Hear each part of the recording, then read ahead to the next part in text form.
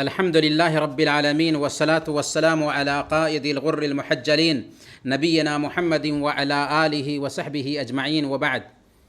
پیارے بھائیوں اور دینی بہنوں، کتاب التوحید کے اس کلاس میں آپ سب کا استقبال ہے، اور آج ہم باب نمبر 64 پڑھنے والے ہیں، جس کا ٹاپک ہے اللہ تعالیٰ پر قسم کھانا۔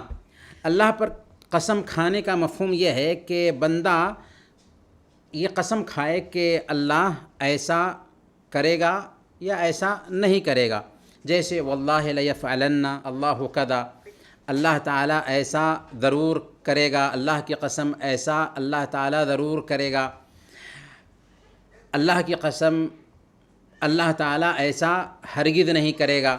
تو اس طرح سے اگر کوئی قسم کھاتا ہے اللہ تعالیٰ پر تو اس کا کیا حکم ہے؟ تو اس سلسلے میں اس قسم کی 3 شکل ہو سکتی ہے۔ سب سے پہلے نمبر پر اللہ اور اس کے رسول نے جس کام کا حکم دیا ہے یا جس کام سے روک دیا ہے اس پر اگر قسم کھائے، مثال کے طور پر اگر کہے کہ اللہ کی قسم اللہ تعالیٰ نبی پاک صلی اللہ علیہ وسلم کی سفارش ضرور قبول کرے گا، اللہ کی قسم اللہ تعالیٰ نبی پاک صلی اللہ علیہ وسلم کی سفارش ضرور قبول کرے گا، یا کہے کہ اللہ کی قسم اللہ تعالیٰ مشرکوں کو معاف نہیں کرے گا، تو یہ وہ چیزیں ہیں جن کا حکم اللہ اور اس کے رسول نے دیا ہے، اور اس پر کوئی قسم کھاتا ہے تو جائز ہے، اس میں کوئی حرج کی بات نہیں۔ قسم کی دوسری شکل یہ ہو سکتی ہے کہ اللہ پر قسم دے اس سے امید کی بنیاد پر، اس کے بارے میں اچھا گمان رکھتے ہوئے، تو یہ شکل بھی جائز ہے۔ مثال کے طور پر حضرت انس بن نضر رضی اللہ تعالیٰ عنہ نے ایک قسم دیا تھا، جبکہ ربیع نے ایک انصاری عورت کا دانت توڑ دیا تھا۔ صحیح بخاری اور مسلم کی روایت میں ایسا آتا ہے۔ تو اللہ کے نبی صلی اللہ علیہ وسلم کے پاس جب مسئلہ گیا تو شریعت کا حکم یہ ہے کہ اگر کوئی آدمی کسی کا دانت توڑتا ہے تو قصاص کے طور پر اس کا بھی دانت توڑ دیا جائے گا۔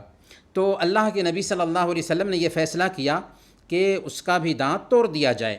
تو انس بن نضر رضی اللہ تعالیٰ عنہ نے کیا کہا کہ اللہ کی قسم اے اللہ کے نبی صلی اللہ علیہ وسلم، ربیع کے دانت نہیں توڑے جا سکتے یا نہیں توڑے جائیں گے، اللہ کی قسم انہوں نے کھائی۔ تو یہ اللہ کی ذات سے حسن ظن یا اچھا گمان رکھتے ہوئے یا اللہ کی ذات سے امید رکھتے ہوئے انہوں نے یہ قسم کھائی تھی۔ پھر اللہ تعالیٰ نے کیا کیا، جو دعویٰ کرنے والے تھے ان دعویٰ کرنے والوں کے دل میں یہ احساس پیدا کر دیا کہ معاف کر دینا چاہیے، چنانچہ قصاص کا دعویٰ کرنے والوں نے معاف کر دیا اور اس طریقے سے دیت دی اور ان کے دانت توڑے نہیں گئے۔ تو یہاں پر حضرت انس بن نضر رضی اللہ تعالیٰ عنہ نے قسم کھائی تھی، تو اس قسم کو بھی ہم کہیں گے کہ جائز ہے، کیونکہ اللہ تعالیٰ کی ذات سے امید رکھتے ہوئے اور اللہ رب العالمین کے بارے میں اچھا گمان رکھتے ہوئے انہوں نے قسم کھایا تھا۔ اسی لیے اللہ کے نبی صلی اللہ علیہ وسلم نے اس کے بعد بیان فرمایا کہ ان من عباد اللہ من اقسم علی اللہ لابرہ، کہ اللہ کے بندوں میں سے کچھ ایسے بندے ہوتے ہیں کہ اگر وہ اللہ پر قسم دے تو اللہ تعالیٰ اس قسم کو پورا کرتا ہے۔ اور قسم کی ایک تیسری قسم یہ ہے کہ اللہ پر قسم دے تکبر کی بنیاد پر، گھمنڈ کی بنیاد پر، اپنے آپ کو بڑا ثابت کرنے کے لیے اور اللہ کی ذات سے برا گمان رکھتے ہوئے، تو اس انداز میں اللہ پر قسم دینا صحیح نہیں ہوگا۔ اور اسی تعلق سے ایک روایت آ رہی ہے جو اس باب میں بیان کی جائے گی۔ وہ روایت کیا ہے، آئیے ہم اس کو سنتے ہیں۔ یہ روایت صحیح مسلم کی ہے۔ حضرت جندب بن عبداللہ البجلی رضی اللہ تعالیٰ عنہ بیان کرتے ہیں کہ اللہ کے نبی صلی اللہ علیہ وسلم نے فرمایا، کیا فرمایا؟ قال رجل واللہ لا یغفر اللہ لفلان، ایک آدمی نے کہا اللہ کی قسم اللہ تعالیٰ فلاں کو معاف نہیں کرے گا۔ فقال اللہ عز وجل، تو اللہ تعالیٰ نے کہا من ذا الذی یتألی علی الا اغفر لفلان، کون ہے جو مجھ پر یہ قسم ڈالتا ہے کہ میں فلاں کو معاف نہیں کروں گا؟ انی قد غفرت لہ واحبطت عملک، سن لو کہ میں نے اسے معاف کر دیا اور تیرے اعمال برباد کر دیے۔ یہ ہے روایت۔ اور سنن ابی داؤد میں حضرت ابو ہریرہ رضی اللہ تعالیٰ عنہ سے یہی روایت آئی ہے، اس میں ذرا تفصیل ہے۔ تفصیل یہ ہے کہ ایک عابد اور نیک انسان تھا، اس کا ایک دوست تھا جو نہایت ہی برا انسان تھا، گناہ پر گناہ کرتا تھا۔ یہ نیک انسان اپنے دوست کے پاس جاتا اور اس سے کہتا کہ تم اس گناہ سے رک جاؤ، تم گناہ کرنے سے باز آ جاؤ۔ وہ کہتا خلنی وربی ابعثت علی رقیبا، مجھے میرے رب کے ساتھ چھوڑ دو، کیا تم میرے اوپر کوئی نگراں بنا کر، داروغہ بنا کر بھیجے گئے ہو؟ ایک مرتبہ سمجھایا، دو مرتبہ سمجھایا، تیسری مرتبہ سمجھایا، پھر کیا کہا؟ پھر اس نے کہا کہ واللہ لا یغفر اللہ لک، اللہ کی قسم اللہ تعالیٰ تجھے معاف ہی نہیں کرے گا۔ تو اس ضمن میں اللہ تعالیٰ نے فرمایا کہ کون ہوتا ہے تم میرے بندوں کے بارے میں قسم دینے والے کہ میں فلاں کو معاف نہیں کروں گا، میں نے اس کو معاف کر دیا اور تیرے عمل کو برباد کر دیا۔ حضرت ابو ہریرہ رضی اللہ تعالیٰ عنہ کی روایت میں یہ الفاظ بھی ہیں کہ تکلم بکلمۃ اوبقت دنیاہ و آخرتہ۔ ابو ہریرہ رضی اللہ تعالیٰ عنہ فرماتے ہیں کہ اس نے ایسی گفتگو کی کہ اس گفتگو کے ذریعہ اس نے اپنی آخرت کو اور اپنی دنیا دونوں کو تباہ اور برباد کر لیا۔ آخرت کو تباہ کیسے کیا؟ آخرت کو تباہ اس طور پر کیا کہ وہ جہنم کا حقدار ٹھہرا، اور دنیا کو تباہ اس طور پر کیا کہ دنیا اصل میں آخرت کی ہی کھیتی ہے۔ اس دنیا میں اصل مالدار وہ ہے، اصل کامیاب وہ ہے جو آخرت کا ذخیرہ تیار کر لے۔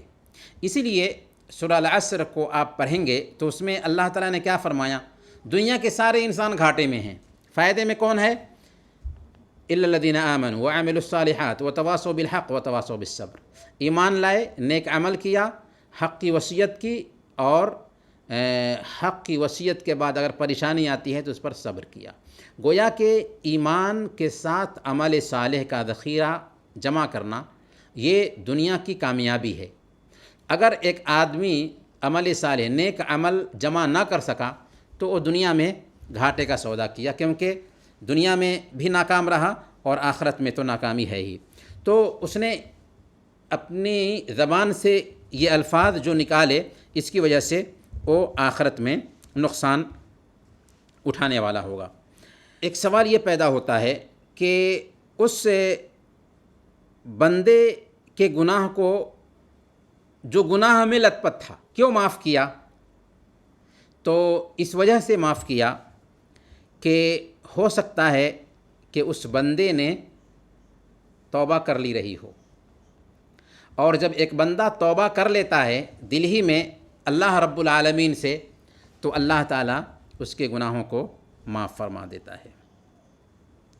یا یہ ہو سکتا ہے کہ وہ جو تھا شرک نہیں کرتا تھا، دوسرے گناہ میں لت پت تھا لیکن شرک نہیں کرتا تھا، اللہ تعالیٰ نے اپنی رحمت سے، اپنے کرم سے، اپنی دیا سے اس انسان کے گناہ کو معاف کیا۔ کیونکہ اگر کوئی آدمی شرک کے علاوہ دوسرا کوئی گناہ کرتا ہے تو اللہ کی دیا پر ہے، اللہ چاہے گا تو اس کو معاف کر دے گا۔ اللہ فرماتا ہے ان اللہ لا یغفر ان یشرک بہ ویغفر ما دون ذلک لمن یشاء، اللہ تعالیٰ شرک کو معاف نہیں کرتا، اور شرک کے علاوہ جتنے بھی گناہ کو اللہ چاہے تو معاف کر دے گا۔ دوسرا سوال یہاں پر یہ پیدا ہوتا ہے کہ اللہ تعالیٰ نے اس نیک اور عابد انسان کے عمل کو کیوں برباد کیا؟ تو اس سے ظاہر تو یہی ہے کہ غالباً وہ آدمی جو ہے نا، عبادت کرتا تھا لیکن اس کو اپنے اس عمل پر اطراحت تھی، اس کو غرور تھا اپنے عمل پر کہ میں بہت نیک ہوں، میں بہت پرہیزگار ہوں، میں بہت اللہ کا عبادت گزار ہوں، تو ایک انسان کو اپنے عمل پر غرور نہیں آنا چاہیے، اتراہٹ نہیں آنی چاہیے، بلکہ ایک بندہ اگر نیکی کا کام کر بھی لیتا ہے تو اس بات کا فکر مند اسے رہنا چاہیے کہ اے اللہ تو اس نیکی کو قبول بھی کر لے اور تیری توفیق سے ہی میں نیک عمل کر سکا۔ یا یہ کہ اس میں یہ مفہوم ہے کہ چلو میں نے تیرے سارے عمل کو تو برباد نہیں کیا، لیکن جس عمل میں تمہارا یہ گھمنڈ تھا، تکبر تھا، یا اپنے عمل پر جو اتراہٹ تھی، اس عمل کو میں نے برباد کر دیا، سارے عمل کو برباد نہیں کیا۔